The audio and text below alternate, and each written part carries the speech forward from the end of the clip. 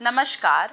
आज हम विज्ञान भारती कक्षा 7 की अभ्यास कार्य पुस्तिका इकाई 1 मानव विज्ञान एवं प्रौद्योगिकी के प्रश्नों को हल करेंगे। हम इसमें जानेंगे कि हमारे जीवन में विज्ञान और प्रौद्योगिकी का क्या कमाल है। तो चलिए शुरू करते हैं। पहला प्रश्न है, अपने दैनिक जीवन में प्रयोग होने वाले वस्तुओं के नाम लिखिए, जैसे मोबाइल फ़ोन, पंखा, गैस चूल्हा, ब्रश, कपड़े, बर्तन इत्यादि।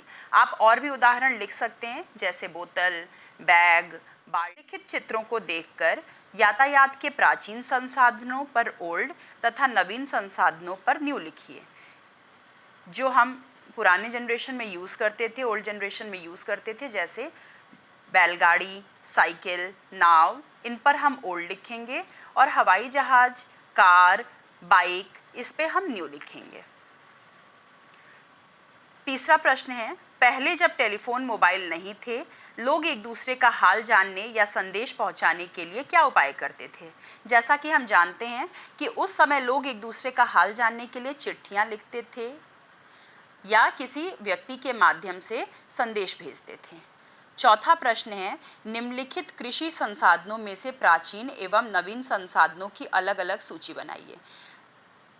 तो यहाँ पहली सूची में हमें लिखना है प्राचीन कृषि संसाधन, दूसरी सूची में लिखना है नवीन कृषि संसाधन। तो जो हम प्राचीन कृषि संसाधन है उसको इस सूची में लिखेंगे और नवीन कृषि संसाधन को इस सूची में लिखेंगे।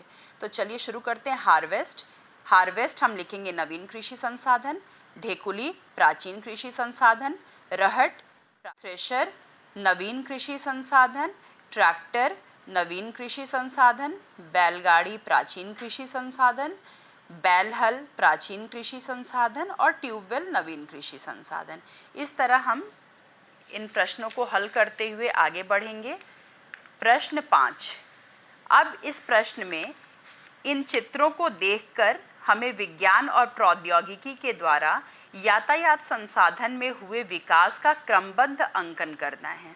जैसे पहले पैदल चलना शुरू किया मनुष्य ने, उसके बाद आई बैलगाड़ी, उसके बाद आई गधे पर बोझ ढोना।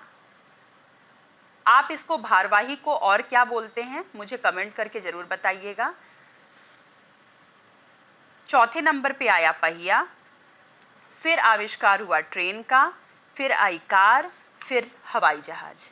प्रश्न है, यदि विद्युत का आविष्कार न हुआ होता तो वर्तमान में कौन कौन सी समस्याएं हो सकती थीं। पहला, बिजली न होने पर हम पंखा, बल्ब, टीवी, फ्रिज जैसे चीज़ें प्रयोग नहीं कर पाते। दूसरा, मोबाइल और कंप्यूटर भी नहीं चल पाते। तीसरा, अस्पतालों में इलाज करना भी कठिन हो जाता। चौथा, खेतों में सिंचाई के लिए मोटर नहीं चलते। अगला प्रश्न है, कृषि के क्षेत्र में विज्ञान के नियमों व सिद्धांतों के प्रयोग से विभिन्न वस्तुओं के उत्पादन में आशातीत वृद्धि हुई है। कृषि के क्षेत्र में विभिन्न क्रांतियों का संबंध किस वस्तु के उत्पादन से है।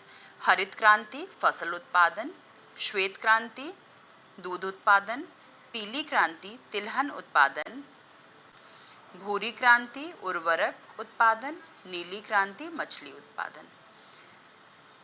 अगला प्रश्न है 8वां प्रश्न, इन वैज्ञानिकों के चित्र को पहचानिए और उनकी उपलब्धियों के बारे में लिखिए। MS स्वामीनाथन पहले वैज्ञानिक ये हैं और इनकी उपलब्धि है हरित क्रांति के जनक हैं। दूसरे हैं ये डॉक्टर वर्गीज कुरियन और श्वेत क्रांति के ये जनक हैं।